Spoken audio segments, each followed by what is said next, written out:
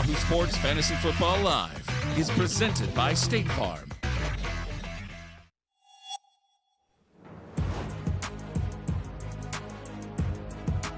Good morning and welcome to Fantasy Football Live here on Yahoo Sports. I'm Liz Loza and I am joined as always by my fellow fantasy analysts from all over the country. Andy Behrens, Matt Harmon, Tank Williams, and betting analyst Minty Betts. Wow, so Thanksgiving gifted us with 3 games already in the books. We saw Josh Allen lead all fantasy scorers with that 4-touchdown performance against the Saints. But in that vein, I am wondering which fantasy storyline you're most thankful for this season so far. Andy, kick us off, please. I gotta be honest, I feel like I only really got 2 or 3 big things right on draft day, but thankfully one of those was Jalen Hurts. And Jalen Hurts is probably the quarterback that I have rostered in the most places. He is right now, I mean, he was a guy that you got in the 8th round, 9th round. He is right at this moment the highest scoring fantasy quarterback there is in a standard Yahoo scoring system. And it is carrying me in a lot of places. The other exciting thing about Hurts, we get to the fantasy playoffs, it's going to be Washington, the Giants, and then Washington again. So he has a chance to blow up in the biggest moments. Matt, I have a sneaking suspicion you're going to talk about a team from the West Coast, but I don't know. Surprise me. No, I think the thing that I'm most thankful for is that once again, it's like every single year, it's, 2019, 2020, 2021, these amazing wide receiver classes. And I'm thankful that here in 2021, kind of the back half of the season here, I'm thankful that most of these guys that have kind of been pushed down all year, whether it's Elijah Moore, Rashad Bateman, even Devonte Smith was getting open at a routine rate and wasn't, getting efficient footballs thrown his way. Like all of these guys are basically every week flex plays right now, especially Elijah Moore breaking out with some backup quarterbacks. We'll see how it goes with Zach Wilson. But yeah, I'm pretty thankful that all of these guys are starting to shine at the back half of their rookie year and are like every week flex plays that you can reasonably consider because these guys are that good. It's just an amazing influx of talent at the position right now. Tank, Matt did not mention the man who has no name but sometimes has a name, or we whisper his name. So I want you to speak fully and loudly what you're thankful for. Well, you know me, I'm always be the Grinch that stole Thanksgiving because I'm still salty about Derrick Henry going down, Aaron Jones missing time, damn Alvin Kamara missing time. But I guess if there's one thing that I can be grateful for is the wide receiver formerly known as Dun Uke, because if it wasn't for him, then Deebo Samuel wouldn't exist. And Deebo has been balling out in my lineup, and so I am grateful for Dun Uke and Matt Harmon. Disgusting behavior. Disgusting. I like not in the script. Had a feeling somebody was going to mention the 49ers. Couldn't start the show without it. All right, so for me, like Matt, I have really enjoyed watching so many rookies not playing the quarterback position thrive. Like, yes, Najee Harris and Jamar Chase, but also Jalen Waddle, Kadarius Toney to a certain extent, Elijah Moore, who Matt mentioned, Ramondre Stevenson, Pat Freiermuth.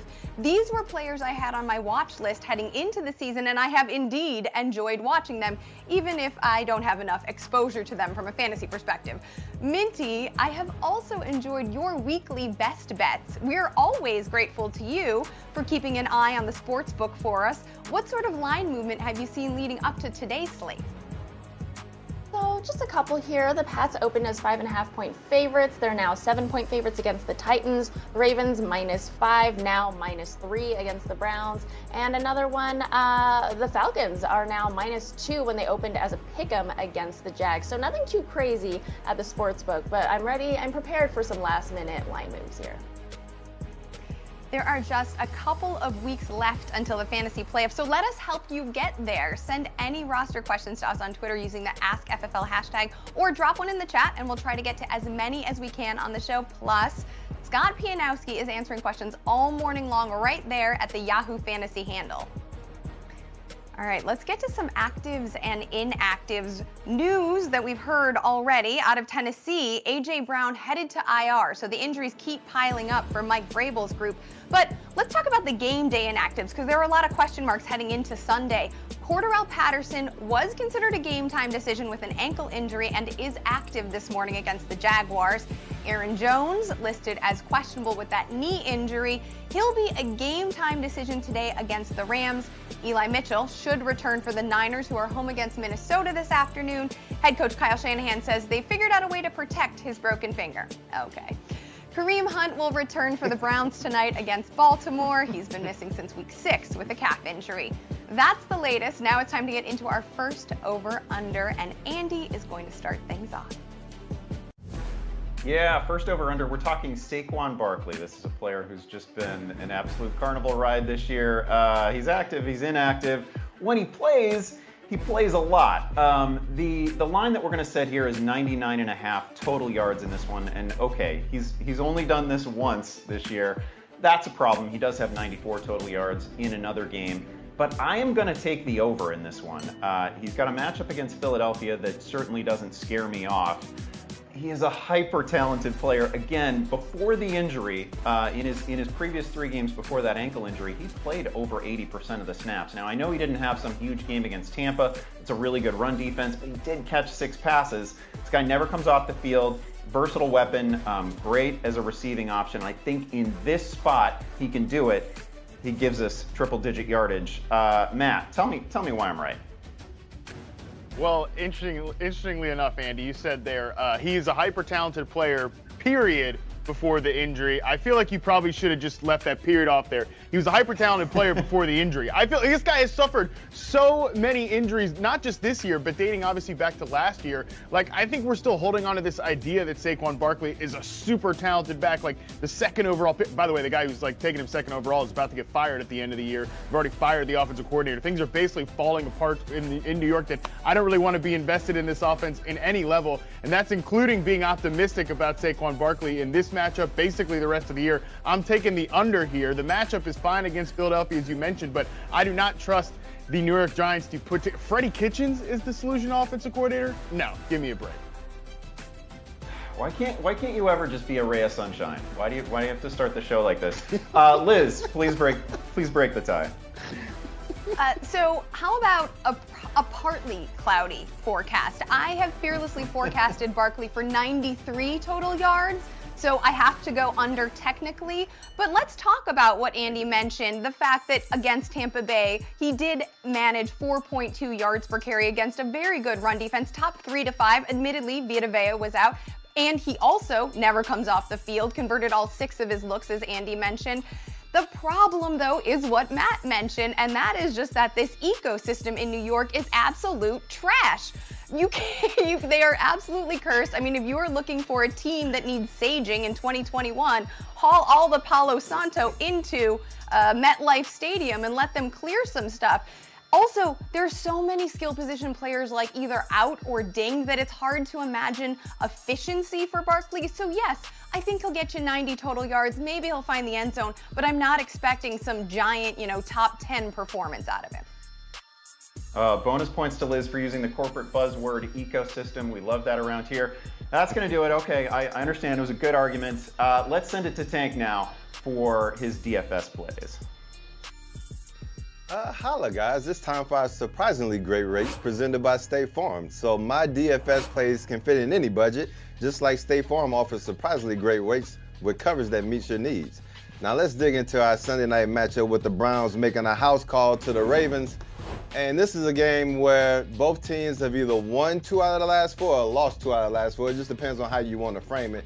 And the way I'm framing is that the Ravens went into Chicago, won a gritty game without their starting quarterback, and the Browns barely snuck a win against the Lions where Baker Mayfield got booed off the field in a win. So that just shows you the trajectory of these two teams. So I'm looking for a Ravens win here. And so with that being said, I think the Ravens are going to establish the run. Hollywood Brown suffering some injuries, so Mark Andrews is going to benefit from that. When they establish the run, going to draw the linebackers in, should offer some clear pass in the middle of the field for Mark Andrews to get off. And I really like him at that price tag of $23.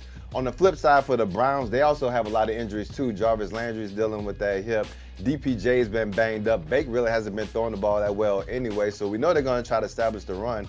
But if he's going to be able to move the ball through the pass game, I feel like Kareem Hunt, even though they may limit his snaps, would be pivotal for them on third down. So I really like him here coming back from that injury at $19. And obviously the superstar of this game for me is going to be Lamar Jackson. I feel like after missing last week, this is a divisional game, primetime game. Lamar's going to put the team on his back. I feel like they run the ball well. I just don't know if it's going to be one of those games where it's a lot of Latavius and a lot of Devonte Freeman. I feel like Lamar can take over this game with his legs, kind of take advantage of that pass game with Mark Andrews over the middle, do enough to get his team a win while blowing up at the same time. So that's how I feel about this matchup. Moving on to the Monday night matchup, we have Seattle visiting Washington. And honestly, like, I don't know why they have the Cyber Monday discount going on for Terry McLaurin. Like, this dude is a monster. This dude is a beast. And he's only $20 in this matchup. Like, I don't get how they priced him right here, but if they're going to give you that offer, you better snatch that up like twice on Monday. And so we're going to flip it over to the Seahawks. I'm going with DK Metcalf. I mean, honestly, Tyler Lockett was the guy that got off last week. Russ really hasn't looked that good like all this year. Like, honestly, I feel like we always wait for Seattle to come back. This may be the game where Washington just puts the nail in the coffin. We've already seen cracks in this team. This may be like the big earthquake that just shatters everything. But that being said, I feel like DK could possibly get off against a team that's really struggled against wide receivers this year. And as my superstar player, honestly, I'm going with Antonio Gibson. Like, this dude has battled a bunch of shin injuries, various injuries, fumbles, and all that stuff throughout the year. But he actually looked good last week. He had a lot of volume, had over 90 yards rushing. And I feel like going against that Seattle defense, who's been kind of friendly in that department, I feel like they try to establish the run, take a lot of the pressure off of Heineke. They'll be able to get some explosive plays through my man McLaurin, and they'll be able to get a couple easy touchdowns with my man Gibson going in the red zone. So whether you lace them up on Sundays or you're locking in your lineup at the last minute with us, State Farm offers surprisingly great rates on car insurance. Like a good neighbor, State Farm is there. Get a quote today. All right, guys, welcome to the sports book. Today's going to be a little short and sweet, so let's get started. Here's some trends for you. The Green Bay Packers are 9-2 against the spread, making them the best team to bet on in the NFL. Next, the Jets are 2-8 against the spread, making them the worst covering team in the NFL this season. No surprise there. And lastly, a big bet we have here this morning, $55,000 to win $50,000 on the Steelers plus 3.5 against the Bengals. I actually don't hate it. I'll be back in a bit with my best bets for week 12. Let's get into our first check-in on social media this morning and answer some roster questions. Don't forget to send your questions to the hashtag AskFFL. Our first tweet comes from Thomas. Thomas has a question about Rashad Bateman. We do know that Hollywood Brown is active, so I'm sure that will inform this decision. Or Devonta Freeman in full point PPR. Tank, which of these receivers would you like to start? Well, a lot of Bateman and Devontae Smith. I actually like Devontae Smith. I mean, we understand Marquise Hollywood Brown is a little banged up. I expect the Ravens to come out and establish the run in this one. I mean, Rev talked about it. Honestly, like, that was my bold prediction for this year. Jalen Hurts being a top 3, possibly the top quarterback in fantasy this year.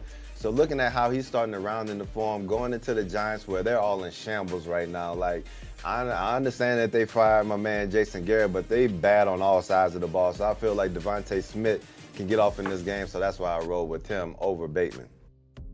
Makes a lot of sense. This next tweet comes from Jamie, who is coming from the frozen tundra of northern Canada. He's trying to squeeze into the playoffs and needs our help choosing a flex in standard scoring. That's going to be key. Rashad Bateman, another Bateman question, versus Cleveland. Jalen Waddle versus Carolina. Ramondre Stevenson, he's a buzzy player right now, versus Tennessee. Or Devonta Freeman, also versus Cleveland. Andy, which of these flex options are you feeling the most comfortable with? Yeah, it's standard, so we're not really so concerned about which guy's going to see the most receiving volume, anything like that. You know, if this were a full PPR, I might take Waddle, but given that it's standard, I'm actually going to go Devonta Freeman here. He's got touchdowns in 4 of his last 5 games. He's clearly emerged as the Ravens running back. He's not like some every down guy. He's not some every snap guy. But he is playing about 60% of the snaps, running ahead of Latavius Murray. He's the guy who I'm most confident in receiving carries inside the 5-yard line. I think he finds the end zone in this one. I think he's probably the best standard play here. Matt, we have another standard question, and we're going to come to you. Zach is looking for a flex play. Keenan Allen, who we know is at Denver, also going to be probably covered by Kyle Fuller, who moved into the slot when Bryce Callahan went on to IR. Miles Sanders, you know how we feel about running backs at the flex position in this format, and Javonte Williams. Those are the 3 options. So which do you prefer? Wow. Geez, all really good options. I'd love to be in your position, Zach. I kind of feel like this is the week for Javonte Williams to have that breakout performance that so many are craving, but still could end up being just like a 60-yard, no touchdown effort with several explosive runs. That's certainly in the range of outcomes. So I feel like he's the 3rd-ranked guy here. Really like Sanders as the figurehead of that very run-first Eagles offense, but I just don't know how you turn away from the volume of Keenan Allen, even in like a standard format. He's got 11, 13 targets over the last 4 weeks. Like, that's pretty bankable volume. I don't know that you're sitting him just for one of these 2 running backs who are still touchdown dependent even in a standard format. So yeah, I feel like I'd go with Keenan Allen, although it's very, very close between him and Miles Sanders. Sounds like Zach here can't lose. Last tweet is going to come from Chalupa Batman, because that's how we like to end a segment. Chalupa Batman needs one of the following: Brandon Ayuk at San Francisco, Cordarrelle Patterson, who was a game-time decision but we believe to be active at Jacksonville, or good old Leonard Fournette at the Colts. Andy, because I did say Brandon Ayuk's name out loud, I'm going to have you answer the question. Yeah, no problem with Ayuk this week. No problem with Patterson this week, although he's coming back from injury. I'm going to go Leonard Fournette here. Fournette, obviously a guy who's a high volume pass catcher for that offense. It's a great offense. Really fun game against the Colts. This is not a defense that scares anybody off. So I think Fournette probably has the best chance here, well, certainly of the players in this question, but really good chance at 16, 18 touches in this one, a handful of receptions, and a really good shot at finding the end zone in this one as well. So this is a case where I'm defaulting to the running back and going Fournette. I don't blame you. So that Tampa Bay Indianapolis game, by the way, should have a lot of points available. Highest over-under for Sunday's slate. All right, we're going to take our first break here on Fantasy Football Live. When we come back, Austin Eckler and I decide who's going to eat in Week 12.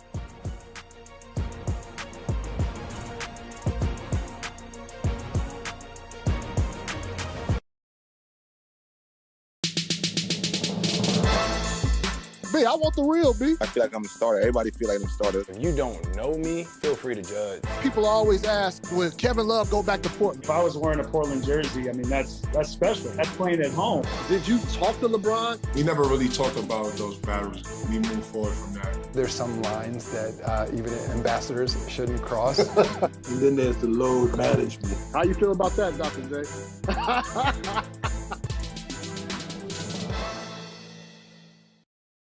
I'm Hannah Kaiser, and this is The Bandwagon.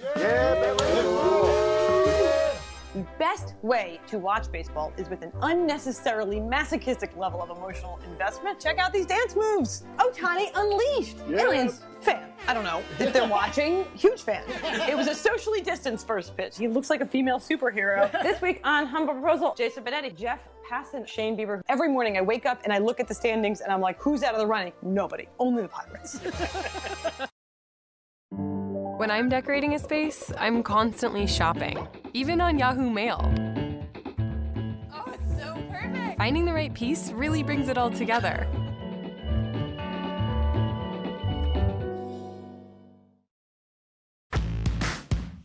Watch free live football. The NFL is on your phone all season long. Watch the NFL live on the Yahoo Sports mobile app.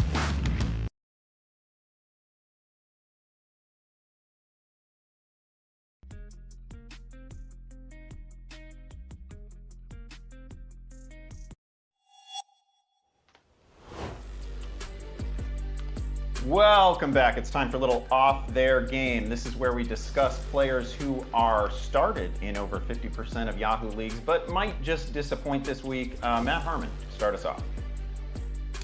Yeah, I really do not want to be messing around with the Patriots backfield, so I'll nominate Damian Harris for this this distinct award this week. Look, I mean, theoretically, I would love to start these backs because I think there is just a great chance that this Patriots team boat races, beats the bricks off of this Titans team that's literally running out like Ryan Tannehill and the preseason boys right now. I mean, who are some of these guys that are taking skill position reps for the Tennessee Titans? I have no idea, but we kind of saw the Patriots boat race the Falcons last game and still, straight split between Damian Harris and Ramondre Stevenson. Harris handled 39% of the snaps, 10 carries, 1 target. Stevenson, 12 carries, 1 target. I think these guys are both right around that very low-end RB3 range. Like, you could get a big game from them, but it's pretty hard to trust right now. Obviously, good game script, but still, I don't know. I'd rather look elsewhere for someone with a bigger carry and target projection right now.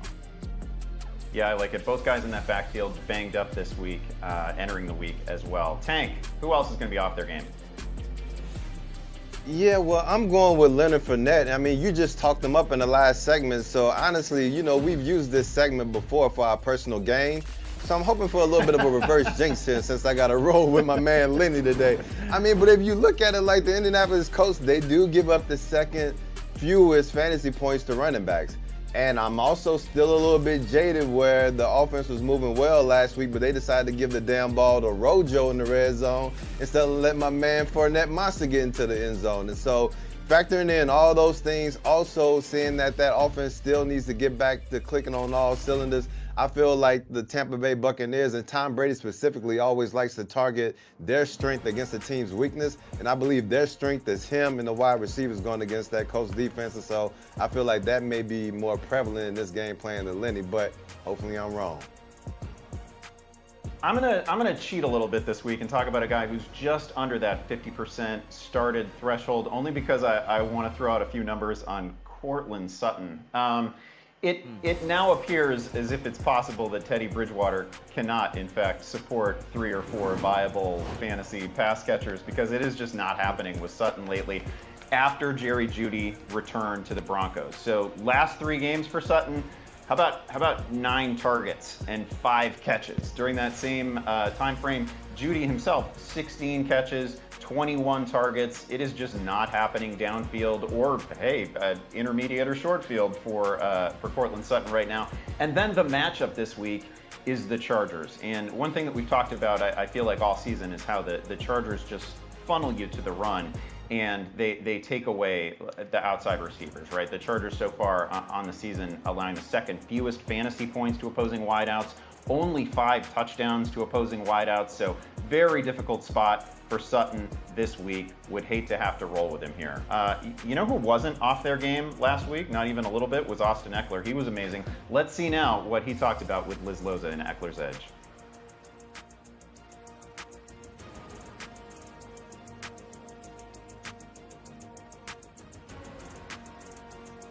Thank you, Andy. Austin Eckler is with us each and every week to talk fantasy, and in a Thanksgiving edition of Eckler's Edge, we decided who was going to eat in Week 12. Check it out. I'll give you a player and tell you who he's facing in Week 12, and you tell me on a scale of 1 to 5 turkey legs just how much said player is going to eat. Sound good? Sounds great. Well, let's kick it off with a player who returned from injury last week and recorded his highest total of the season. Miles Sanders is back, and the Eagles have certainly adjusted their game plan since the start of the season. So how many turkey legs are you giving him at the Giants in Week 12? I think with the Eagles, I think they're starting to find their identity, right? I think they're like, hey, this is what works for us. This is how we're going to actually approach games. And that's Jalen Hurts, you're your own check down, right? And that's what it comes down to. They have the most success when he's able to run the ball. And, having Miles Sanders back as one of their playmakers is going to definitely take some of that pressure off of him. I'm going to give him 3 turkey legs, which to me is in that in the teens as far as fantasy points. What do you think, Liz? I'm going to give him 4 turkey legs. I think Miles Sanders clears 80 total yards and finds the end zone. I mean, when you got Tom Brady ripping off a run for 10 yards against these Giants, who, by the way, are allowing the 5th most fantasy points opposing running back, you know that Miles Sanders is going to get some runs. So he's got 4 of those turkey legs from me. There is always a media feeding frenzy surrounding this next player. OBJ made his Rams debut in Week 10. It didn't go great, but now he's coming off a bye and facing a Green Bay team that just got lit up by Kirk Cousins and the Vikings receivers. Do you think OBJ leaves Week 12 stuffed or a little bit hungry? Since he's usually thirsty. That's a good one. I have trouble with this one because I'm like, man, like he's a great player, right? But it's like I never know what OBJ I'm gonna get, right? Is he gonna be going off?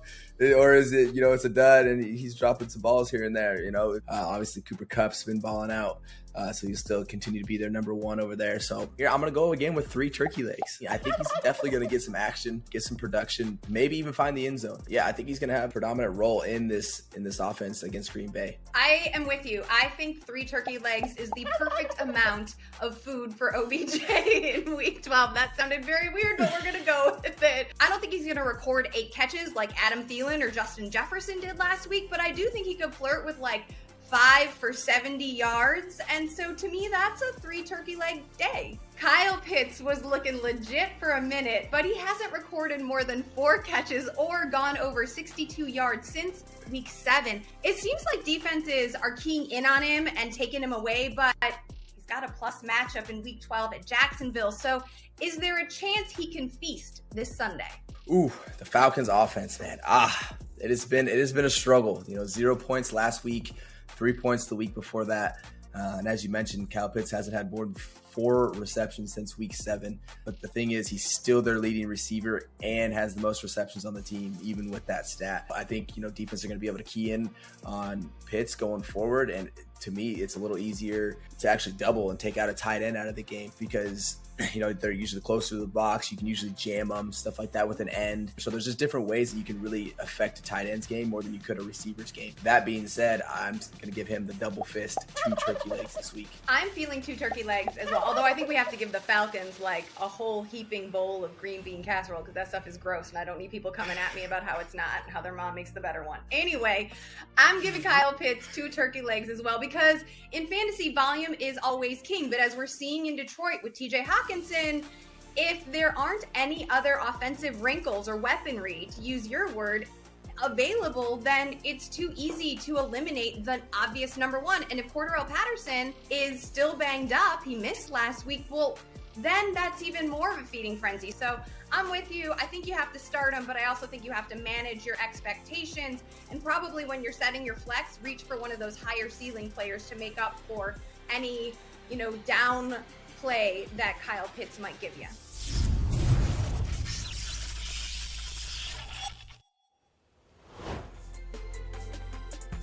All right, Andy, we've got to help the people out. I know the people out there are probably as sick of turkey as I am right now. So let's move on from this whole Thanksgiving nonsense and let's move forward to the weekend, Andy, right now. We got the first one here from Daniel. He's got a half PPR question here. Needs 2 wide receivers and a flex. He says he actually have all these players in a competitive league. That's nice. Great for you, buddy. We don't need all these details.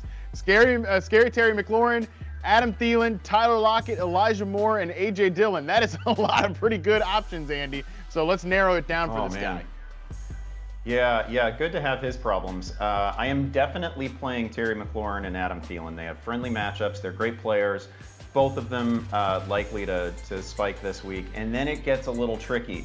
I don't mean this as any sort of hedge, but I want A.J. Dillon in my lineup if there's no Aaron Jones this week. Aaron Jones, of course, a game time decision. We don't yet know. I want Dillon on a full workload, right? I may still want him on a partial workload, and I doubt that Aaron Jones, it's a little bit weird for him to come back. They've got a bye next week. He probably just has a rotational role in this one. We're certainly not seeing Aaron Jones in like a 20-touch sort of performance here. So I think I'm still going to lean A.J. Dillon here. I don't think Tyler Lockett's a bad pivot, but I want A.J. Dillon to be the right answer here is basically what I'm saying. Yeah, I agree with you. I mean, if both these guys play, I'd still rank A.J. Dillon higher than Aaron Jones.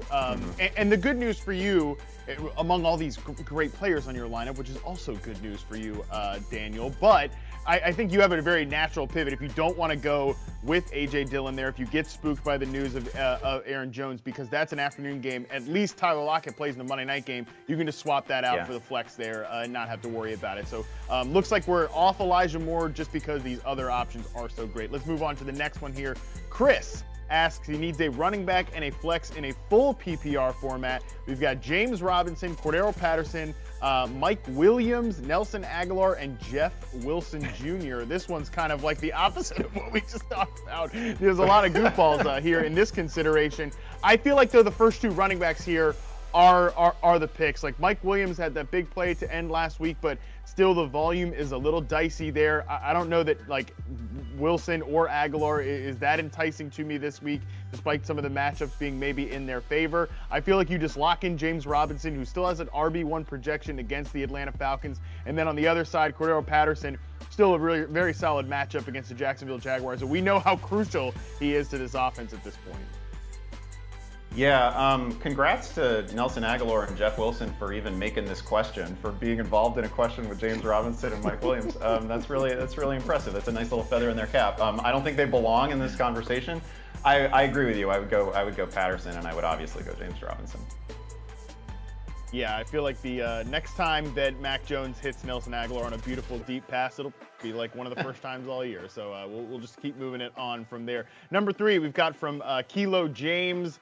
At Da Bears, so I hope you enjoyed your Thanksgiving. Need help in a 4-way tie for first place at 7-4. Today is a must-win. It's a must-win. No kidding. They're all must-wins. Quarterback, Carson Wentz, Jimmy Garoppolo, or Tyrod Taylor.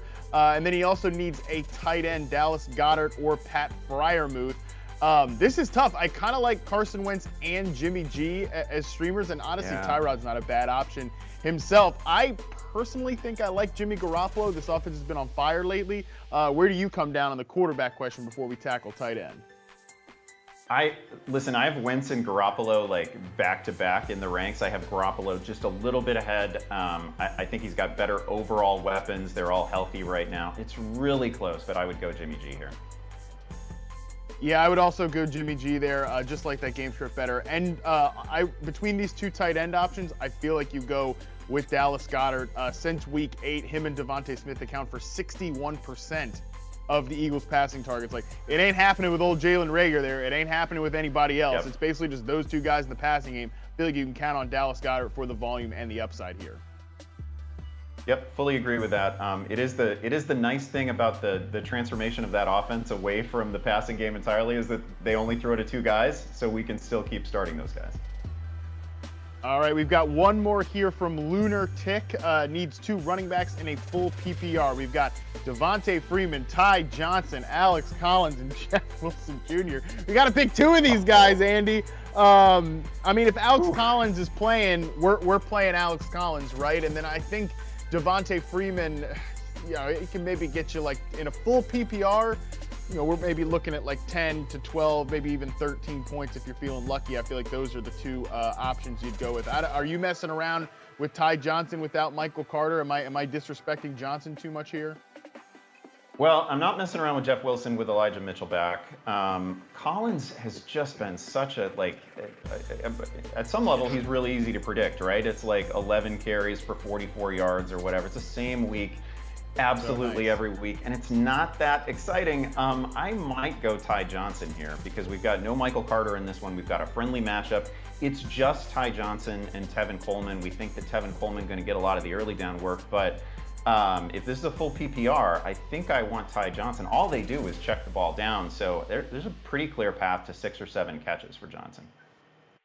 Yeah, we'll see if Zach Wilson's time away from the game has been able to convince him to check the ball down a little bit more, because that has been a feature of late. But yeah, I feel like Ty Johnson's a pretty good option. You've got me convinced on that one. So good luck to everybody out there. Some of you guys doing absolutely great. Some of you others really got some rough considerations out there. It's fantasy face-off time here, Tank. We're going to start with the quarterback position. You like Big Ben over Taylor Heineke. Please enlighten me, I mean us. I mean, well, if you look at the last time the Steelers played the Bengals, like Big Ben threw for over 300 yards. He didn't have Deontay Johnson, and he was fresh coming off that pec injury too. And so I feel like if Big Ben was able to throw for that amount of yardage then, you come back now where you have Deontay Johnson balling. We saw that Big Ben could throw the ball around. Look what he did against the Chargers. So I feel like in a matchup where there's not going to be Joe Hayden on the other side for Joe Burrow, where Jamar Chase, T. Higgins, and all these cats could basically go off, that means Big Ben's going to probably have to throw a lot. They always like to go through Najee, but if the Bengals offense is exploding, he don't have to toss that thing, and so that's why I like Ben. I really like Heineke too, but is Russ going to push him? And that's why I'm going with Ben. I feel you on the pushing, but let's just look at the numbers. Taylor Heineke has been a top 12 fantasy producer in 6 of his last 9 games. Ben Roethlisberger has managed 1 QB outing last week against the Chargers for the first time all year. So, like, Taylor Heineke is pure chaos. I'm not denying it, but I will take that plus 28 rushing yards a game, let's say, versus a very generous defense over a dusty, crusty Big Ben on the road and whose wide receiver 2 is dealing with some turf toe. Big Ben can run to the dinner table. I love your smile thing.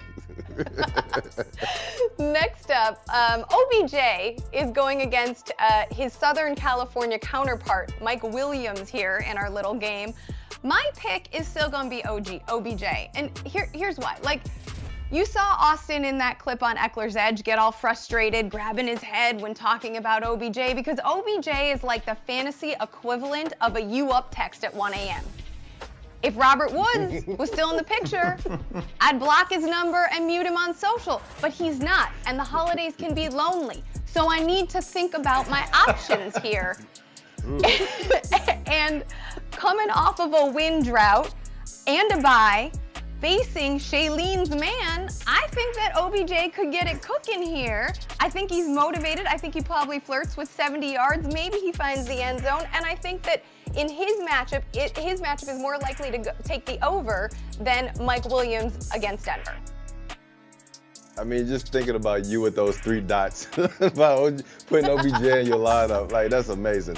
I mean, honestly, like, I probably have Mike Williams just because, like, I wanted to buy the dip on Big Mike so bad last week when we did the over-under, and I swept him underneath the rug, and then he damn balled out, and I was like, you know what? That's why I'm struggling in the damn DFS lineup and the challenge right now, because when I see stuff coming, I wait for it to happen versus just taking it before it happens. And I know both of these fantasy productions on both of these cats can dip like crypto in the summer, but at least Mike Williams has like peaked up out the top of the downtrend. At least he's peaking up. Like OBJ is still going down under. And so until I see some life out of old boy, I'm going with my cousin Mike.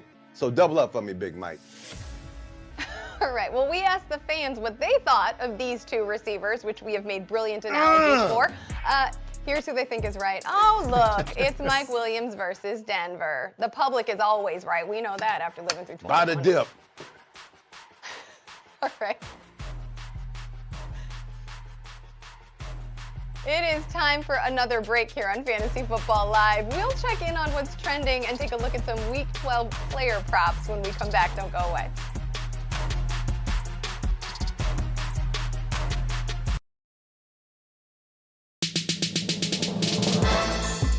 B, I want the real B. I feel like I'm a starter. Everybody feel like I'm a starter. If you don't know me, feel free to judge. People always ask, will Kevin Love go back to Portland? If I was wearing a Portland jersey, I mean, that's special. That's playing at home. Did you talk to LeBron? We never really talked about those battles. We moved forward from that. There's some lines that even ambassadors shouldn't cross. And then there's the load management. How you feel about that, Dr. J?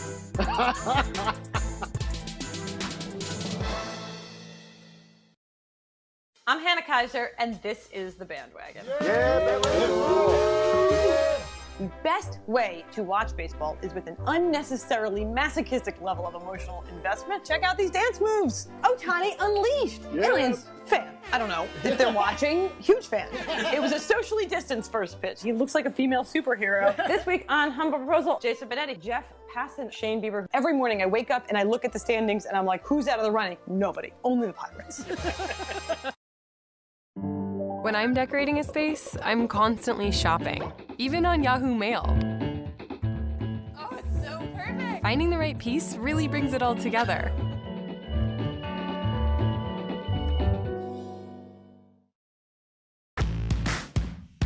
Watch free live football. The NFL is on your phone all season long. Watch the NFL live on the Yahoo Sports mobile app.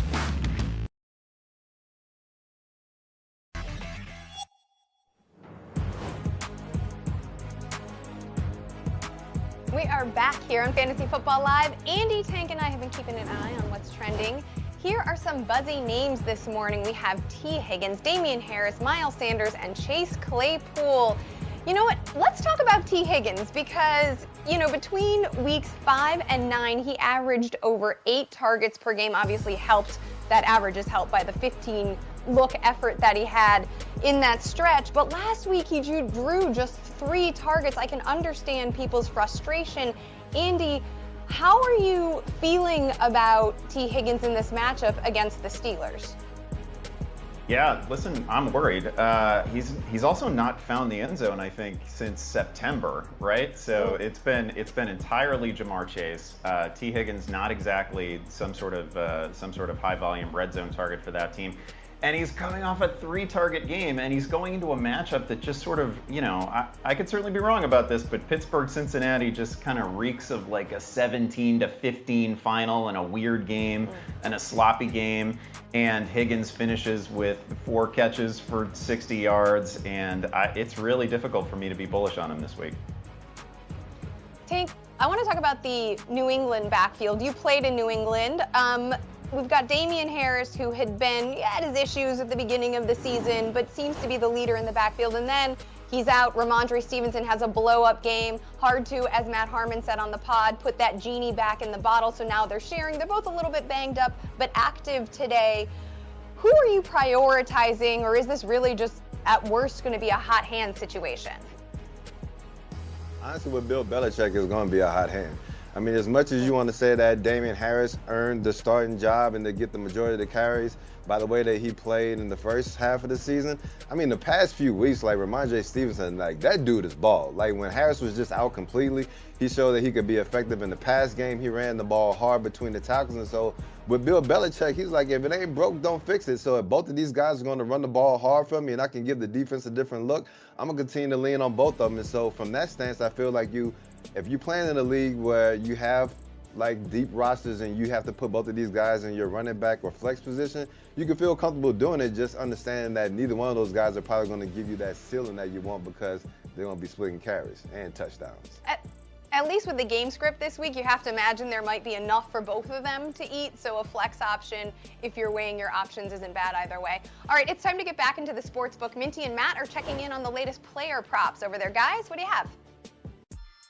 Yes, let's jump right into it, Minty. We've got an interesting group of players to talk about. Minty, you're starting this thing very off-brand here very on-brand, with your first pick here. So let us know why you're taking the under on this poor guy.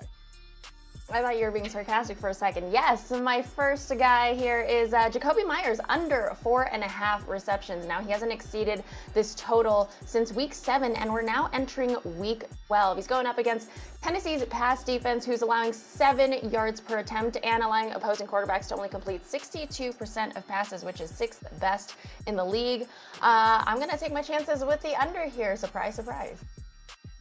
Yeah, very big shock there. Would not shock me at all if the Patriots are just busy establishing the run all day against this Tennessee Titans defense, trying to avoid that pass rush there. So that one makes sense to me. I am sticking on the positive side here, and I'm going with the over on Elijah Moore at just 56.5 yards. How disrespectful, almost as disrespectful as Tank Williams here is this line on Elijah Moore. I mean, we got no Corey Davis this week. We're going against the Houston Texans. Yeah, I know Zach Wilson's back, and he's surprisingly been the worst quarterback the Jets could run out all year, but still, I think Elijah Moore is too good to be put back on the bench. With no Corey Davis, I think Moore skies past his total, even if he doesn't have the big games we've been seeing with Joe Flacco and Mike White, which I can't believe I'm saying those words. But even if he doesn't have those big games, I still think he can get over this number with Zach Wilson.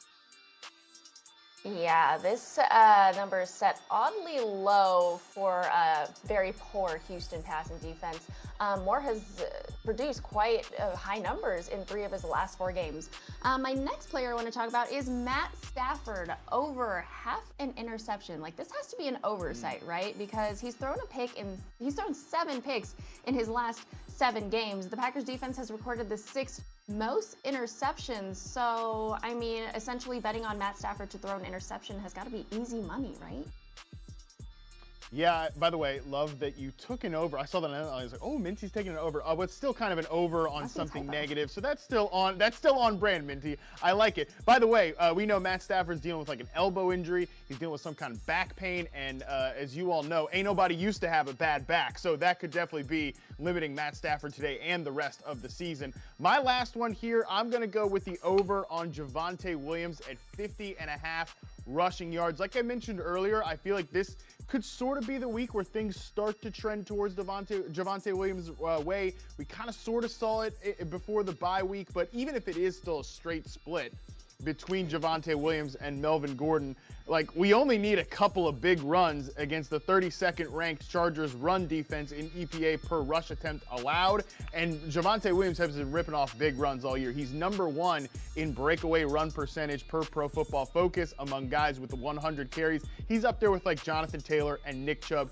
He's extremely explosive. So even if we don't get the full Javonte Williams experience, I think Minty, he can break off a couple of big runs here to get him over this lowly total. Absolutely. Like you mentioned, the Chargers defense allowing the most rushing yards per game and some of the most per carry too. So I really like this over. Yeah, I think we can get there on all 4 of these. I'm feeling good about all of them. I'm also feeling good about the fact that we will be back later, Minty, with Yahoo Sportsbook Live, 2:30 p.m. Eastern, 11:30 a.m. Pacific. We'll be right here talking about the live lines at halftime for the early games. We love the live bets. We'll see if I can. I don't think I'm going to be taking the Rams -50 this week, Minty, but if you watch the show, you get that reference. But nevertheless, we will be back here. Make sure you send in your questions, Yahoo Sportsbook Live, Yahoo Fantasy on Twitter. We will be here, so don't go away. All right, our second over-under, and we're going to talk about a player who's actually come up a couple times in this show already, and that's Devonte Freeman. We're going to set a perfectly reasonable number here for fantasy points in a half PPR format at 13.9. And give me the over on this. Listen, Freeman has actually hit this number in 2 of his last 3 games. He has touchdowns in 4 of his last 5. And if you think about the stat line that he needs to get here, it's like the stat line that should be named in Devonte Freeman's honor. It's like what he does every week. You need like 60 yards, 3 catches, a touchdown. You don't need 20 touches to make this happen. I think he gets there. Cleveland on the season so far has allowed 6 running backs to reach this total, and I think Freeman is going to become the 7th. Matt, do you agree? No, I'm going to go under once again on this one. Look, I feel like he could get maybe 12, 13. Like, that's lovely. But we're pushing 14, 15 for old Devonta Freeman in a half PPR. I don't think so. I mean, I feel like if you're starting Devonta Freeman and, like, juicing the expectations up this high, your team might not be very good so far this season. I'm okay with him as like a low-end flex, low-end RB3, but even in a decent matchup against Cleveland, like we got Latavius Murray potentially coming back, I don't think this is a situation where you need to be chasing some of the nice little lines you've got from Freeman the last few weeks. I think this offense still flows through Lamar and these receivers with Hollywood Brown potentially looking like he's going to be active. So, no, I'll take the under here. Harmon's just hanging out with Minty too much. All he does is take unders these days. You hate to see it. Tank, break this tie.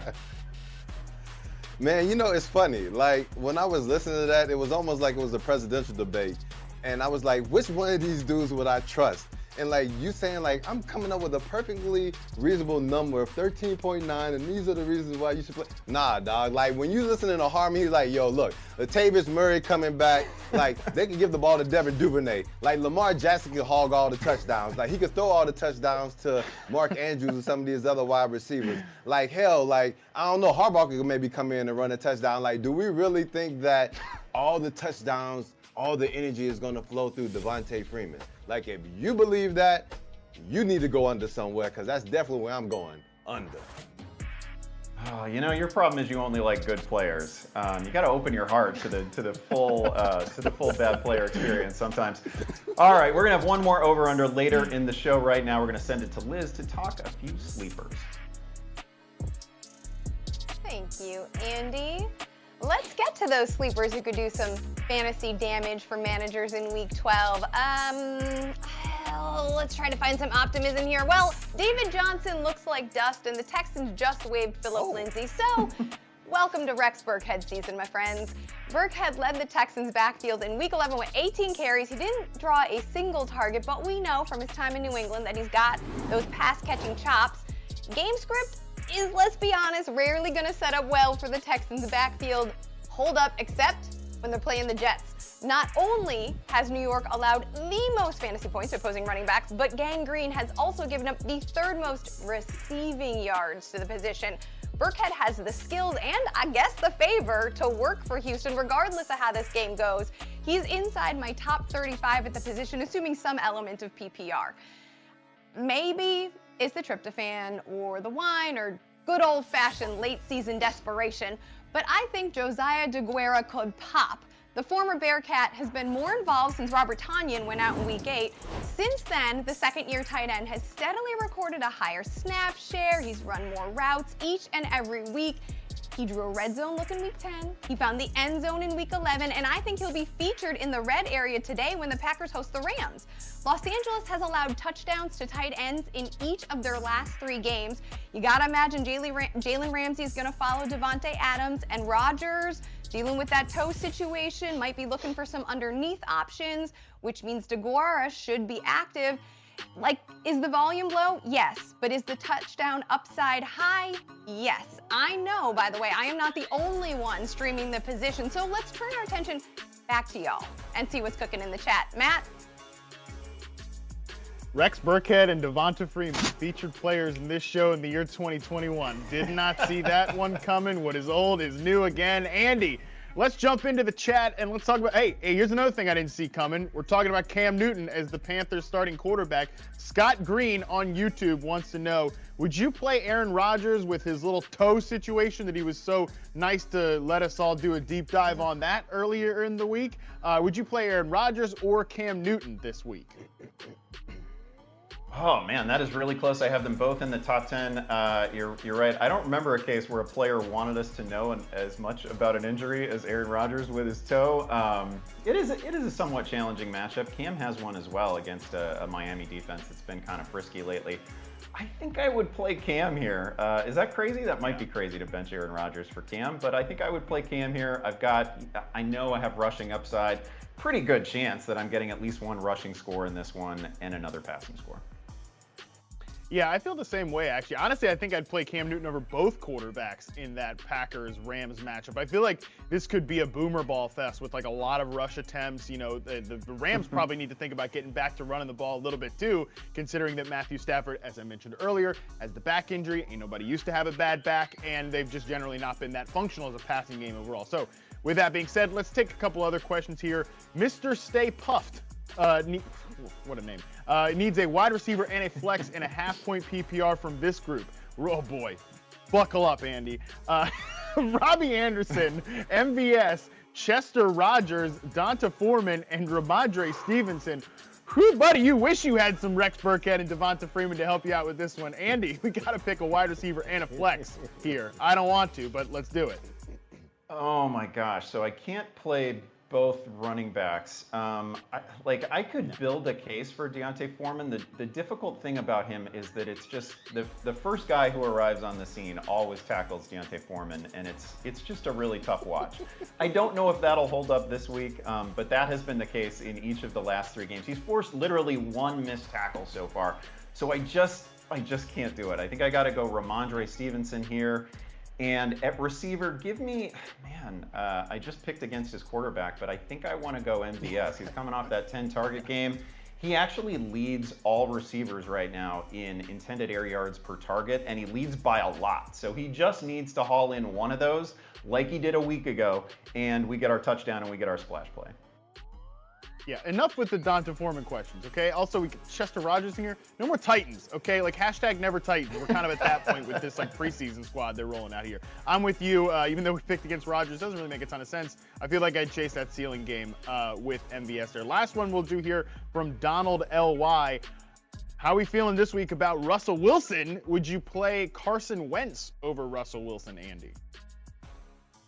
It's close. I'm not quite there with Russell Wilson. Obviously, at least I hope that the reason that Russell Wilson has been such a disappointment over the last couple of weeks, right, is just bouncing back from the injury and still being affected by it. It's a spectacular matchup is the thing. It's Washington, and Washington has just been so friendly to opposing passers, to opposing receivers. I don't think I could sit Wilson here.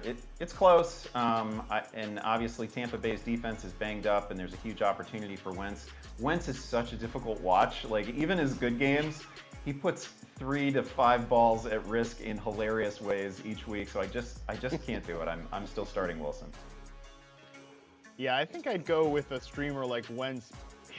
It's close between him and Wilson, but I still feel like Wilson inches him out by just a hair. We're going to talk more about Russell Wilson later in our next segment, so make sure you don't go anywhere. We'll be doing our final over-under on the Seahawks quarterback. We'll deep dive on that situation, which has been a very unpleasant situation, coming up right after this break. Don't go anywhere.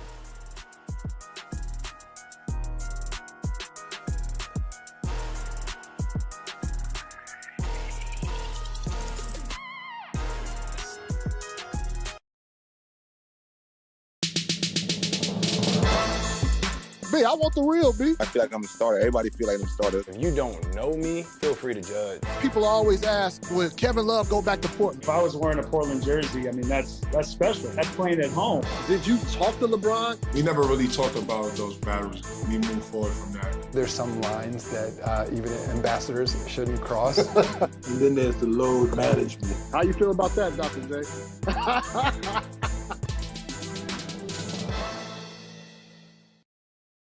I'm Hannah Kaiser, and this is The Bandwagon. The best way to watch baseball is with an unnecessarily masochistic level of emotional investment. Check out these dance moves. Ohtani Unleashed. Aliens, fan. I don't know if they're watching. Huge fan. It was a socially distanced first pitch. He looks like a female superhero. This week on Humble Proposal, Jason Benetti, Jeff Passan, Shane Bieber. Every morning I wake up and I look at the standings and I'm like, who's out of the running? Nobody. Only the Pirates. When I'm decorating a space, I'm constantly shopping, even on Yahoo Mail. Oh, it's so perfect. Finding the right piece really brings it all together.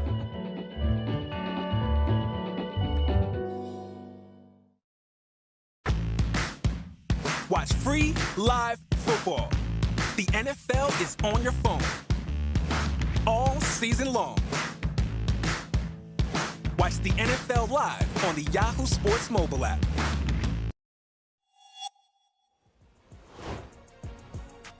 All right, as promised, let's jump into our final over-under here on Russell Wilson Monday night game against the Washington football team. It has been a bit of a slog for old Russ since he came back.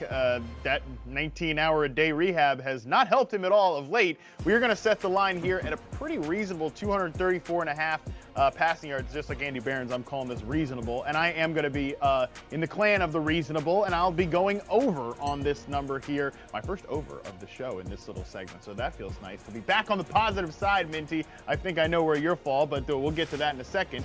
I think that this Washington football team defense, you know, without the pass rushers there, that should give Russ the time in the pocket that he needs. You know, Tyler Lockett has been playing well of late. DK Metcalf is kind of due for a bigger game.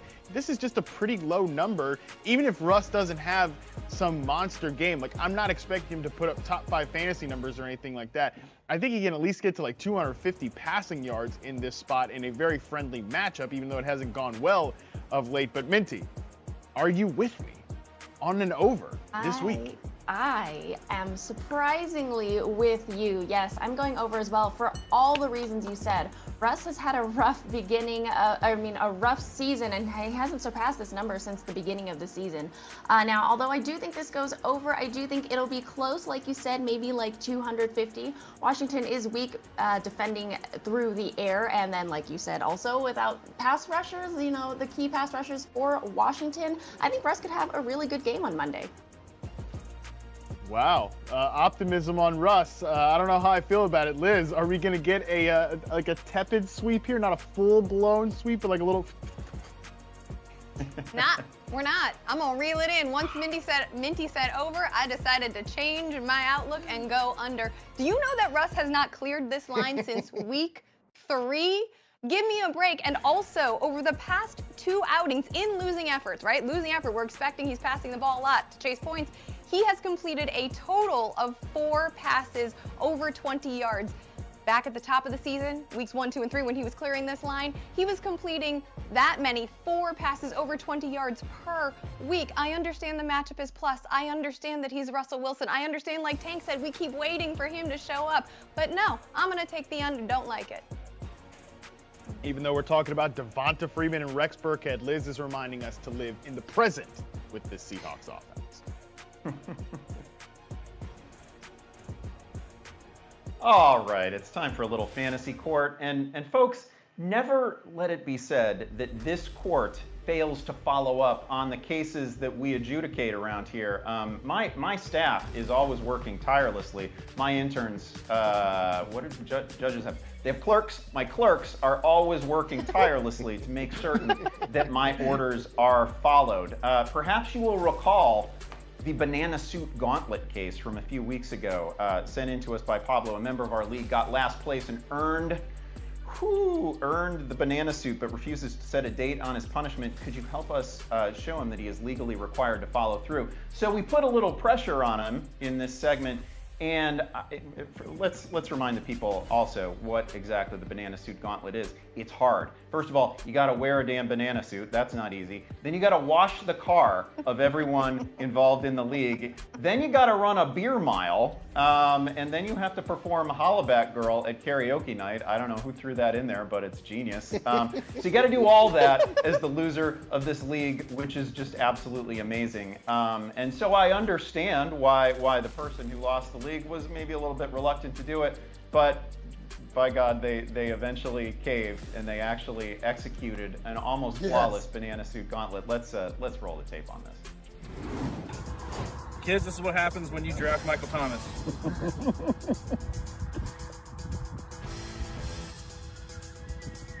Too much. All right. Bon voyage. There we go. Training for this. There it is.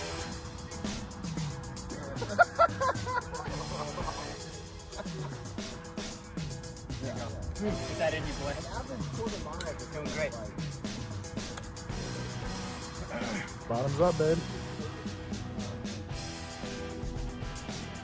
Yeah, it's definitely more than a quarter mile.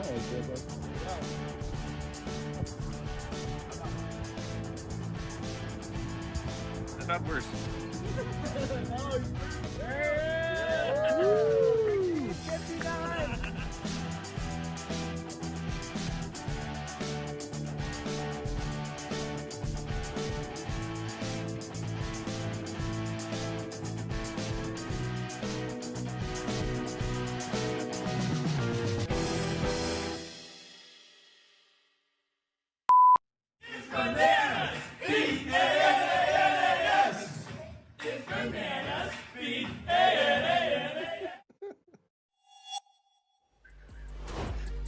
Oh, shout out to the league member who actually drove the camper over to the car wash. That's just unusually cruel. Folks, that is how you lose a league with honor. Thank you for completing the punishment. Thanks again to Pablo for sending that in. I love it. Sir, I hold your obligation to be absolutely fulfilled. Very well done. Now let's send it to, it's Baller on a Budget time with Tank. I love it, Rev. That segment was bananas. B-A-N-A-N-A-S. What it do, baby? It's your boy T-Money coming with my Week 12 Ballers on the budget. Now, first starting off at quarterback, we going with my man Tyrod Taylor. It seemed like every time I pick Tyrod, he throws up a dud, but I feel like he can't fail me today. He's going against the New York Jets. And I feel like with all these other great quarterbacks like Aaron Rodgers, Matthew Stafford, even they talk about Cam Newton having a tough matchup. My man Tyrod has the Jets. And he's only $20. All he has to do is slip and fall into the end zone, and he almost makes value right there. So that's why I really like him. With a tough week overall for the quarterbacks, go with the cheap dude with an easy matchup. Now at running back, I'm going with my man Corduroy Patterson, because obviously we've seen that the Atlanta Falcons don't have an offense unless they run Corduroy. And this dude is too cheap to be having all this volume. He's going to be involved in the run game. He's going to be involved in the pass game. You mean to tell me I can get all that even though it's on a bum ankle for $21 against the Jaguars from Jacksonville? Oh, hell yeah, I want some of that. Now at wide receiver, I'm going with my man Michael Pittman, because I know everyone's looking at that little shiny card named Jonathan Taylor, and that dude has been balling. I said when this dude was getting drafted that he was Saquon Barkley on the rocks, but right now I feel like that dude is a hard shot or just some Jonathan Taylor, because that dude been balling. But with everyone focusing in on him, I feel like Carson Wentz, even though we can't trust him, but we can trust Michael Pittman in the shootout where he's going to get the majority of the targets, especially in the red zone. Really like him for $23. Now at tight end, I'm glad Harmon already did all the work for me. My man got it. If it's not going to Devonte Smith and it's not going to Goddard, it ain't going to anybody, especially in the pass game. And so I really like this matchup. Really great one against the Giants. The Giants are a sinking ship right now. Them cats, they were sinking when they hired Jason Garrett, so you damn well know for sure they're going to be sinking once they get rid of him. So I really like this matchup. My man Jalen going to be continue to ball out. He's going to be a funnel with the targets. Really like this play. So remember, the T is for the money, and the money is something that you will not have in your wallets, physical or digital, if you do not put these fools in your lineup. Now, producer Dan, let's go ahead to these damn standings, because Harmon actually leads. I don't think I've seen Harmon in the lead since Harmon has been here with us. So I'm going to just go ahead and let Harmon have the floor and give a round of applause, because even though it's still close, enjoy your day. Good sir.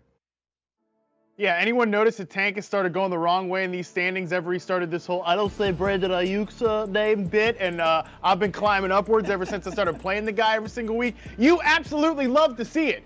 What else you'll love is our podcast here at Yahoo Sports. We've got everything you want. We've got NBA, we've got betting, we've got fantasy, of course, but we also have our NFL pod. It's Charles Robinson. You pod to win the game. Him and Frank Schwab dived into the mailbag this week, digging into all the major storylines. You cannot miss these fantastic episodes. Let's take a listen to one of their recent episodes. All right, let's get into some Browns questions. At Nick Fantana, is it reasonable to expect the Browns to pull off a trade for a veteran quarterback this offseason? He's thinking Rodgers, Wilson, maybe Carr, Derek Carr. Do I think it's realistic? I'll start there. I don't think it's realistic that Deshaun Watson, let's say everything clears up for Deshaun Watson, right? Or gets resolved, whatever you want to call it. I don't know if Deshaun Watson would ever go to Cleveland, honestly. That's I think, the thing. Yeah, he'd have to waive it. He ain't waiving it for Cleveland. It's very hard to believe he would waive it for Cleveland. I don't think Cleveland would be Aaron Rodgers' first destination. Denver really, truly believed they were going to have a shot at Aaron Rodgers. I think they would be interested again if Aaron Rodgers made it clear after the season was over, okay, yeah, that's it. I'm out. I'm dipping. Let's get something done. I think Denver would want to be a part of that. I do think that Russell Wilson could be sold on Cleveland. I don't think that that's, would I say that that's Russ's first destination? No. Especially if Aaron Rodgers were to leave Green Bay, I'm sure there would be a lot of Packers fans that would say, please go get Russell Wilson and bring this guy back to Wisconsin. First, though, we got to see how it plays out with Baker. As I've said all along, the best possible scenario for the Browns is that Baker clicks into place, gets on track, and makes their life easier by not forcing some kind of insane, off season where they're going back and forth. What do you think? Look, we talk about this a lot, and it's fun to talk about, and that's why we do it. And the ramifications of a Matthew Stafford moving are just so big in the NFL. The reality of it is most quarterbacks don't move. teams are really, really reluctant to give up a quarterback if they got a good one, even if they got a mediocre one. And I've said this often in the free agency era, basically dating back to 93, the only quarterback who was of prime age, who was healthy, who was reasonably good, and they didn't have the team didn't have a backup plan involved. The only guy like that hit free agency ever was Kirk Cousins. That's it. Right. And he got overpaid like crazy. We all know that. Who has had the better quarterback situation since Kirk Cousins left Washington for Minnesota? Minnesota or Washington? Pretty damn clear who's had the best quarterback situation between those two franchises. Right. It's freaking Minnesota, okay? Third, WAH_3, asks a similar question. Who's going to be the Browns quarterback in 2023? Let's just say 2022. Because at this point, if you're going to go to 2023, you might as well just start at 2022. I'll say Baker Mayfield. I think are going to resign. I think it'll be Baker Mayfield because they're already paying him his fifth-year option. I don't think they're going to the 2023, like the original listener said. I still think the answer is Baker. I think the percentage is higher Baker than not. Okay, I will say that. Because as you said, it's not easy to do this quarterback swap that the Rams did. Okay, it's very hard to put that together. Yeah, but let's wait and see. Let's just wait and see, because remember last summer we kept looking at each other going, geez, this is different. Like, what the hell's going on? This is different. Maybe that's just the beginning of a trend. Maybe it'll become a little easier than we think.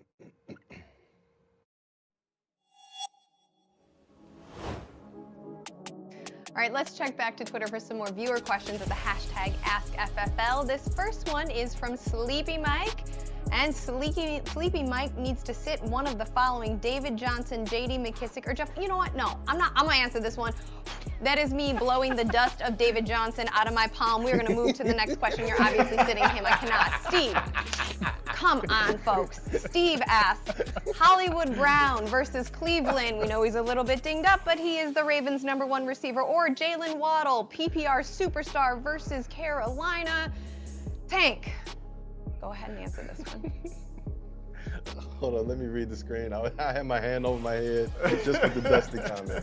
Oh, man. So Hollywood over Jalen Waddle.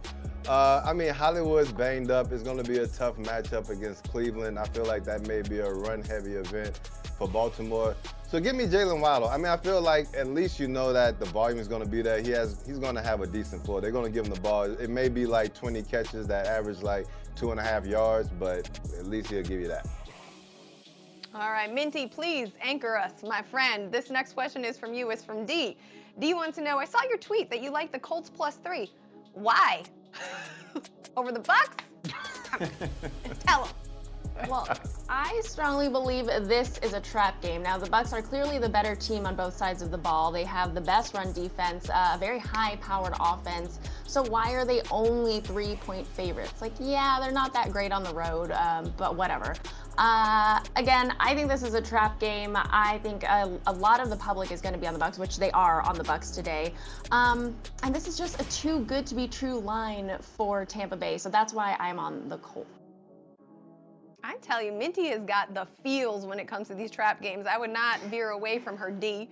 All right, next question. This one's from Evan. Myles Gaskin, Kadarius Toney, well, he's not playing, or Saquon. Leaning Saquon, obs. Andy, are you obviously also leaning Saquon?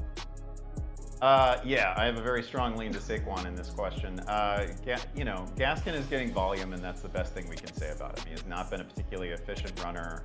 He doesn't have an unusually friendly matchup this week.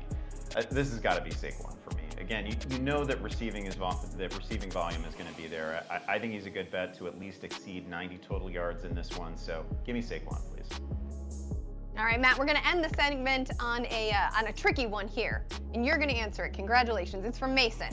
Mason needs to start two of the following: Mark Andrews, Rob Gronkowski, or Tyler Lockett. God. Lovely that you ended up with two tight ends. I'm sure everyone is so thankful that you've got two of the top 10 options on your team there. Man, this one is tough because I do like Tyler Lockett this week. I don't really want to go away from him, but both these tight ends have such great projections. I mean, I think Mark Andrews is like a guy you're starting every single week, and basically then it's between Gronk and Lockett at that flex, and I kind of think this is a pretty decent week to chase the touchdown upside with Rob Gronkowski. Tampa Bay has the highest implied team total of any team that's playing today. Obviously, there was a couple packed there on Thanksgiving, but, you know, this looks like a spot where Gronk could probably get into the end zone. I feel like these guys have similar projections, Gronk and Tyler Lockett. I think I might chase the touchdown upside with Gronk here. Don't hate it at all. We have to take another break here on Fantasy Football Live. We need to regroup after some of these questions. But are you tired of finishing in the middle of the pack? I'm not so sure. Start winning with Yahoo Fantasy Plus and get the edge you need to dominate your league. You can get access to exclusive tools like our research assistant, Trade Hub, expert rankings, and more. Go ahead and start your free 7-day trial today.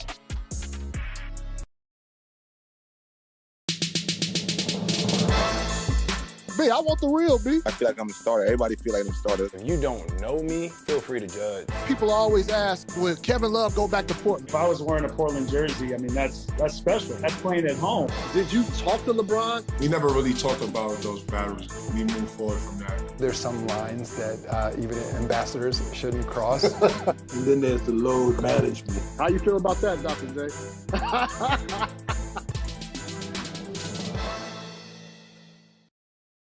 I'm Hannah Kaiser, and this is The Bandwagon.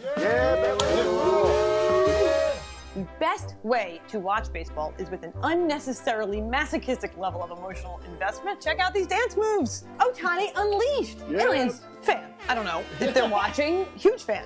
It was a socially distanced first pitch. He looks like a female superhero. This week on Humble Proposal, Jason Benetti, Jeff Passan, Shane Bieber. Every morning I wake up and I look at the standings and I'm like, who's out of the running? Nobody. Only the Pirates.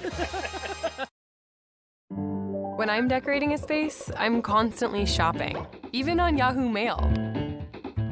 Oh, it's so perfect. Finding the right piece really brings it all together.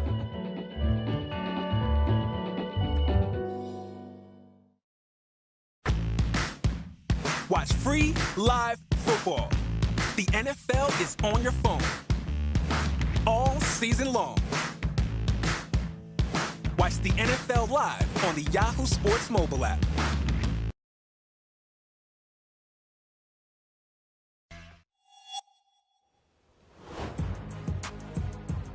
And we're back here on Fantasy Football Live. 7 games kicking off at the top of the hour. Let's recap the top actives and inactives this morning. Cordarrelle Patterson was listed as questionable with an ankle injury, but he is active this morning against the Jaguars. Aaron Jones listed as questionable with a knee injury. He'll be a game-time decision today against the Rams. Eli Mitchell should return for the Niners, who are home against Minnesota this afternoon. Kareem Hunt will return for the Browns tonight against Baltimore. He's been missing since week 6 with a calf injury.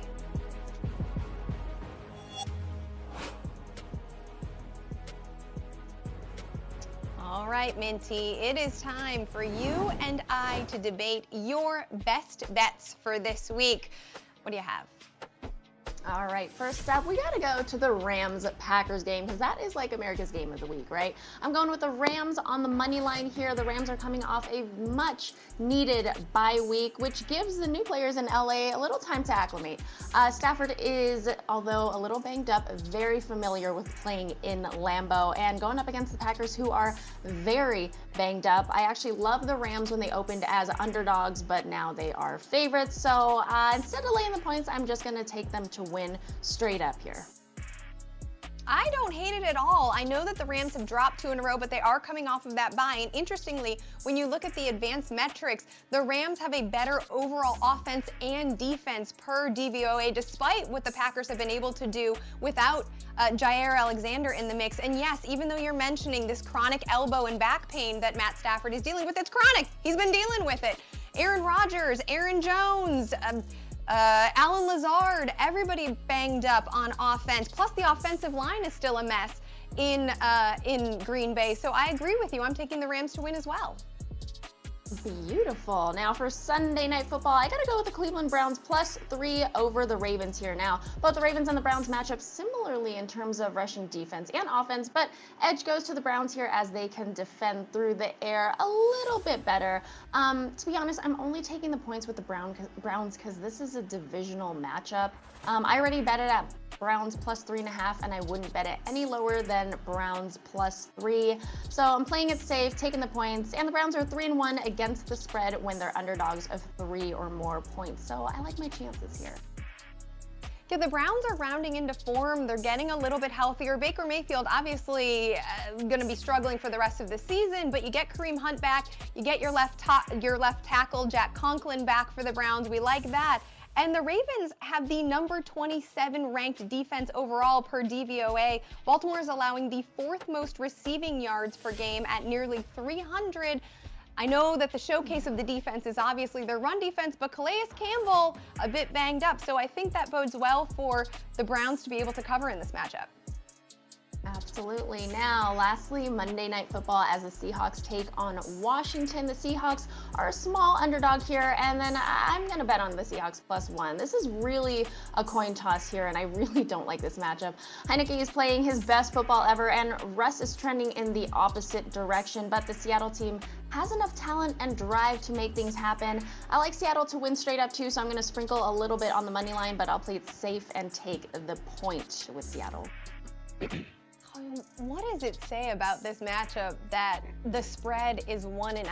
I mean, that is really telling. I did a little digging into the stats, and interestingly, Washington has the 19th ranked offense, while the Seahawks have the 19th ranked defense. I mean, I love Taylor Heineke's moxie. We talked about it at the top of the show. I love Terry McLaurin's hands. I love that Logan Thomas is going to be back, but when I think about the Seahawks, even though I took the under on Russell Wilson, I still feel like DK Metcalf and Tyler Lockett are too special, and this spread is so small that I have to lean towards the Seahawks. Yes, love it. Love that we agreed on all of these picks, Liz. There you go. There's still time to adjust those lineups. So let's get to our fantasy freebies. Matt, hit us with the optimism. Yes, let's bring that optimism with about 10 minutes left in the show to get you all tinkering with your lineups. You know what this segment's all about. It's the players who are under 25% started in Yahoo leagues, but we think could outkick expectations this week. Andy, start us off here. Listen, the safest bet in fantasy basically all season has been a really scrubby tight end against the Philadelphia Eagles. So that is what I'm going with this week. Evan Ingram, come on down. I went with Adam Troutman in this segment a week ago, and that paid off, obviously, against Philadelphia. Philadelphia on the season allowing the most receptions, the most receiving yards, and the most touchdowns to opposing tight ends. 81 catches for 811 yards, 9 spikes to tight ends. Evan Ingram is going to have to see pretty significant volume this week. There's no Kadarius Toney. There's no Sterling Shepard. He gets a full green light from me, which I will not say about Evan Ingram very often, but listen, I think he has a very clear path to finishing as a top 8, maybe top 6 fantasy tight end in this one. No Kyle Rudolph either looking likely this week, so I mean, if Evan Ingram can't do it in this matchup, he's never going to do it. So I like that pick by you, Andy. Tank, give us another sleeper for this week. Man, I'm going with Carson Wentz against Tampa Bay. I mean, Minty already has like these little inklings about this game, so I'm hoping that it kind of generates some positive mojo towards Carson Wentz. I mean, we understand like he's made some bonehead plays this year, but that running game has really helped this team, and I feel like it's really helped his confidence. And I mean, since we've been channeling everything from the Wayback Machine this year, let's go ahead and treat Carson Wentz how we used to treat Mr. Trubisky. Well, we'll put in Mr. Trubisky, understanding that, you know, we don't understand what exactly may go down, but at the end of the day, more than likely with having Michael Pittman in the slot, teams trying to take away Jonathan Taylor, having a little bit of success in the pass game, he'll be able to come through in the clutch for you in a spot where you desperately need a quarterback. Wentz can hopefully be that guy for you. Not somebody you depend on weekly, but this week, he may give you a little something. Trusting Carson Wentz to come through in the clutch. What could possibly go wrong? Well, it could be just as wrong as going with Jimmy G this week, but that is the way I'm going here. Jimmy Garoppolo against the Minnesota Vikings in a game I really kind of like for fantasy. The 49ers, their offense has been very good lately. They rank third in weighted offensive DVOA, that obviously gives more credit to recent performances. Of late, the 49ers have been good on lower volume. I think they could actually be pushed out of their shell this week against the Vikings. The Vikings offense has been very good of late. You know, they've obviously got Adam Thielen. Justin Jefferson has an argument to be one of the 3 best receivers in football. This offense can push the 49ers, and we've just seen that this is a good attack with all of their guys out there. Kittle, Ayuk, Samuel, all these guys playing really well. Mitchell probably back this week. I think Jimmy Garoppolo could surprisingly give you like a top 12 performance this week in a friendly matchup in a potentially awesome game script. Now, what is really awesome is hearing from you people, the people, my people in the Fantasy Football Survival Kit. Let's take a look at what you all had to say about, we're revisiting Thanksgiving again. Why not? Let's do it. We asked you people, the people, my people, let's make a little player in the NFL comparison to our Thanksgiving dishes. Let's get right into it because you sent in some absolutely awesome ones. Shout out to you. I'm thankful for all of your great responses here. First one up, we've got Lamar Jackson to gravy. I love the ending here. When it's a little runny, it's even more enjoyable. And that's right, gravy should be touching the turkey. It should be leaking over there into the mashed potatoes, of course. It should be even all over the stuffing too. And that's like Lamar Jackson just running all over defenses in the NFL. And yeah, sure, would Lamar be good if he was just a passer? Absolutely. He'd still be a good NFL player, but it's the fact that he can take things to the next level with that rushing ability. That's what makes him a true cheat code in fantasy football. One of the most valuable players in the entire game.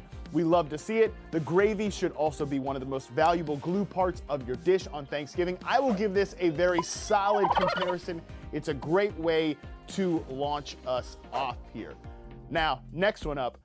I love this comparison, and stick with me here on this one. I know it seems a little weird at first, but you know, during the preseason, we all expected Christian McCaffrey, Derrick Henry, Nick Chubb even, Dalvin Cook, like all those guys were going to be core players at the running back position in fantasy football. Just like in Thanksgiving, you show up and you expect to see the turkey, you expect to see the stuffing, you expect to see gravy and mashed potatoes and all that, but suddenly you show up and you're like, prime rib. Somebody brought a prime rib. We're taking this Thanksgiving to the next level. Just like, you know, we're looking at the running back standings right now. We're like, Jonathan Taylor. Yeah, Jonathan Taylor. He's taking this thing to the next level. He's taking the running back position to a whole new stratosphere. And that's what I love, too. I love it when something unexpected ends up being the best possible thing. And look, have whatever you want at Thanksgiving, okay? It's cool to stick with the traditions, but it's also even better when somebody comes out of left field and brings something awesome like a juicy prime rib. I mean, what a great cut of meat. Just like Jonathan Taylor is one of the best backs in the entire NFL. Sometimes it is that unexpected thing that can launch you to a whole new level. I love this comparison. I will give it a great comparison here. That is perfect. Thanksgiving truly can be launched to a new stratosphere when you do something creative. It's time for the worst tweet of the week, and it's this one here by Brian. Listen, Brian, I get what you're saying here. You're not totally wrong, but I still hate this comparison. It's trash. I don't like it at all. And here's the thing. Sure, can Pollard get the job done? Can that backup running back get the job done? Of course. Can the cranberry sauce out of a can be good?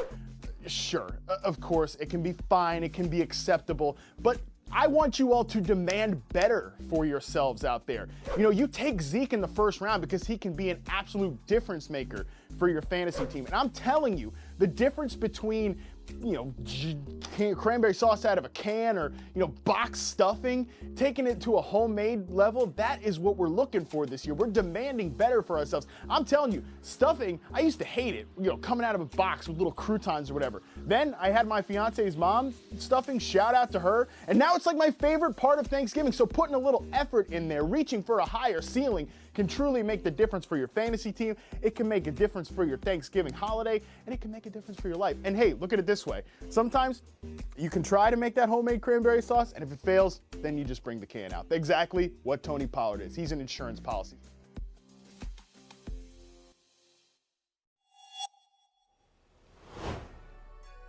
We are just moments away from kickoff, so let's get to as many social media questions as we can, and let's start with one from Sean. Sean wants to know if he should start Brandon Ayuk or Hollywood Brown. Andy, you know, since I said his name out loud, you got to answer it.